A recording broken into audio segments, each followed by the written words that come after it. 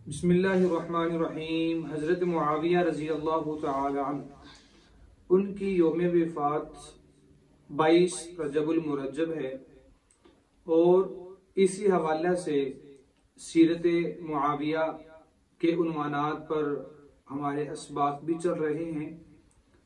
तो उसी हवाले से मैं एक चीज़ आप अहबाब की तवज्जो की नज़र करना चाहूँगा, जो कि हज़ूर नबी करीम सल्लल्लाहु अलैहि वसल्लम की दुआओं का समर है। हज़रत मुआविया रज़ी अल्लाह तआला अन्हु उनकी खिलाफत का ज़माना चल रहा था। एक ईसाई ने खत लिखा और हज़रत मुआविया को अरसाल कर दिया। जब वो खत आपके पास पहुंचता है तो पढ़कर बताया गया कि हजूर ये खत एक ईसाई बादशाह की तरफ से आया है और वो चंद एक सवालात करना चाहता है। उन्होंने चंद सवालात लिखकर तहरीर करके आपकी खिदमत में भेजे हैं कि ये अश्कालात हैं, इनको हमारे सामने वाज़िया फरमाएं। हजरत मुआविया रज़ी अल्लाह तआला अन्हु उन्होंने कहा, जी बताएं कि कौन कौन से अश्कालात हैं, सवालात हैं, क्या पूछना चाहते हैं, किसकी वजाहत तलब करना चाहते हैं। तो बताया गया कि उस ईसाई का सवाल ये है कि हजरत आप हमें ये बताएं कि वो कौन सी चीजें हैं जो जमीन पर हैं लेकिन उनको किसी माँ ने जना नहीं, वो किसी बाप की पीठ से आई नहीं, वो कौन सी चीजें हैं। तो हजरत मुआविया रजी अल्लाह तआला अन्हु ने फरमाया कि उनमें से पहली चीज तो ये है, उस ईसाई का जो सवाल था कि हजरत आप हमें ये बताएं कि वो कौन सी चीज है जो जमीन की नहीं पर जमीन पर मौजूद है। आप रजी अल्लाह तआला अन्हु ने जवाब दिया कि वो पत्थर है जिसका नाम हजर अस्वद है, जो कि जन्नत में से आया था। जब अल्लाह रब्बुल आलमीन ने काबतुल्लाह की तामीर का सिलसिला शुरू करवाया, आगाज करवाया, तो अल्लाह ने वो पत्थर जन्नत से उतारा था और वो बड़ा ही हसीन पत्थर था, लेकिन हमारे गुनाहों की बदौलत अब वो पत्थर स्याह हो चुका है और वो इस वक्त भी जमीन पर मौजूद है, जो कि जमीन का नहीं बल्कि जन्नत का पत्थर है। फिर बताया कि हजरत दूसरा सवाल उनका ये है कि आप हमें ये बताएं कि वो कौन सा पानी है जो ना तो आसमानों से बरसा ना ही जमीन से निकला, लेकिन वो तमाम पानियों से अफजल है। तो हजरत मुआविया रजी अल्लाह तआला अन्हु फरमाने लगे, जी इसका जवाब तहरीर करें और उस ईसाई बादशाह को भेज दें।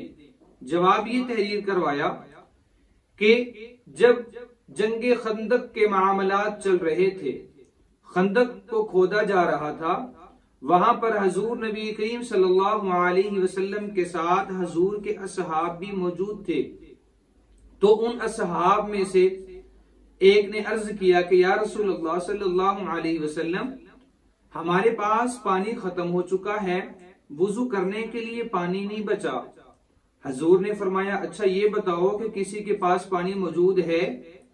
एक सहाबी बोले, जी हाँ हजूर, इतना पानी मेरे पास मौजूद है, लेकिन वो वुजू के लिए काफी नहीं, पानी थोड़ी मिकदार में मौजूद है, एक प्याले में मौजूद है।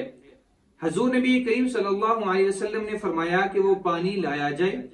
हजूर की खिदमत में उस प्याले को हाजिर किया गया, प्याले को लेकर आए जिसमें पानी मौजूद था। अब हजूर नबी करीम सल्लल्लाहु अलैहि वसल्लम ने उस पानी के प्याले के अंदर अपने हाथ को रखा। हजूर ने अपने हाथ मुबारक को रखा तो हजूर के हाथ की उंगलियों से पानी के चश्मे का निकलना, ये अल्लाह रब्बुल आलमीन की तरफ से अता किया हुआ एक मौजज़ा था। हजरत मुआविया ने कहा, इस ईसाई को लिखो कि ये पानी जो हजूर की उंगलियों में से निकला, ना तो आसमान से बरसा था ना जमीन से आया था, और ये तमाम पानियों में अफजल है, बल्कि ये आबे जमजम से भी अफजल है।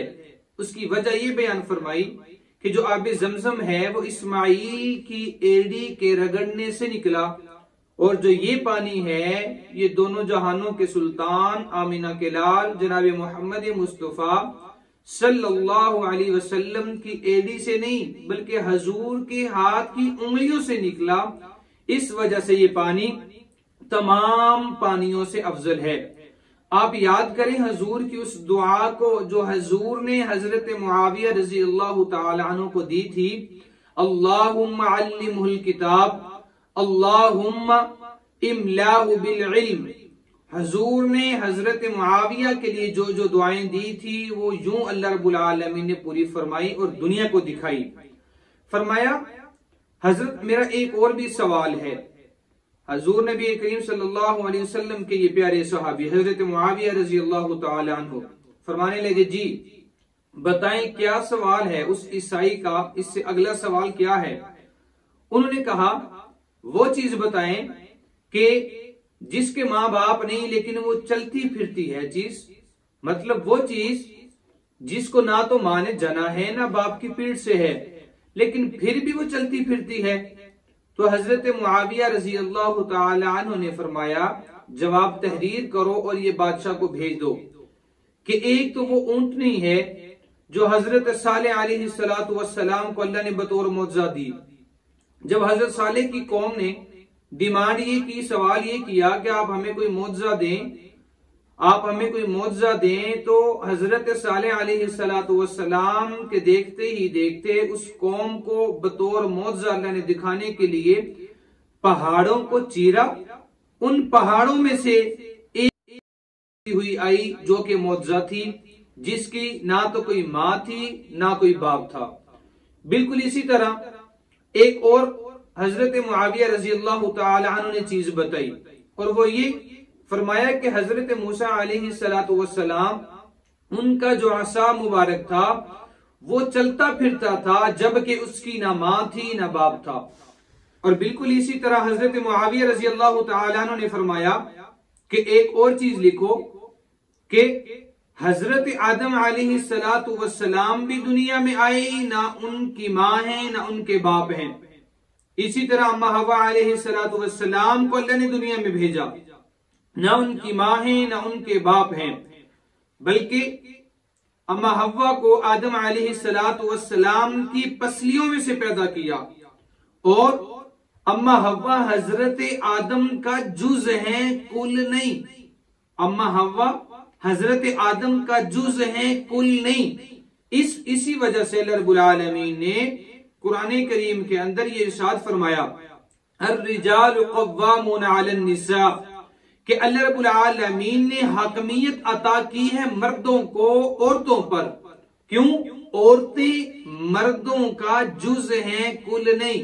इस वजह से अल्लाह रब्बुल आलमीन ने मर्दों को हकमियत अता की। तो ये वो चंद एक चीजें थी जो दुनिया में आई, चलती फिरती भी हैं लेकिन उनके माँ बाप नहीं। ये था हजरत मुआविया रजी अल्लाह तआला अन्हु का इल्म, जिनके बारे में हजूर नबी करीम सल्लल्लाहु अलैहि वसल्लम दुआएं करते हुए नजर आते हैं। एक मौका पर हजूर नबी करीम सल्लल्लाहु अलैहि वसल्लम और हजरत मुआविया एक ही सवारी पर सवार होकर सफर कर रहे थे। हजूर नबी करीम सल्लल्लाहु अलैहि वसल्लम आगे बैठे हुए, हजरत मुआविया हजूर की बैक साइड पर, पिछली साइड पर बैठे हुए। हजूर ने फरमाया कि मुआविया तुम्हारे जिस्म का कौन सा हिस्सा मेरे जिस्म के साथ लग रहा है। हजरत मुआविया फरमाने लगे कि या रसूल अल्लाह सल्लल्लाहु अलैहि वसल्लम मेरा सीना आपकी पुष्ट के साथ लग रहा है। हजूर नबी करीम सल्लल्लाहु अलैहि वसल्लम ने अपने हाथ मुबारक को मुआविया के सीने पर रखा और अल्लाह से दुआ की कि अल्लाह मुआविया के सीने को इल्म से भर दे। ये थी हजूर की दुआएं और उनका समर दुनिया में रहते हुए लोगों ने देखा।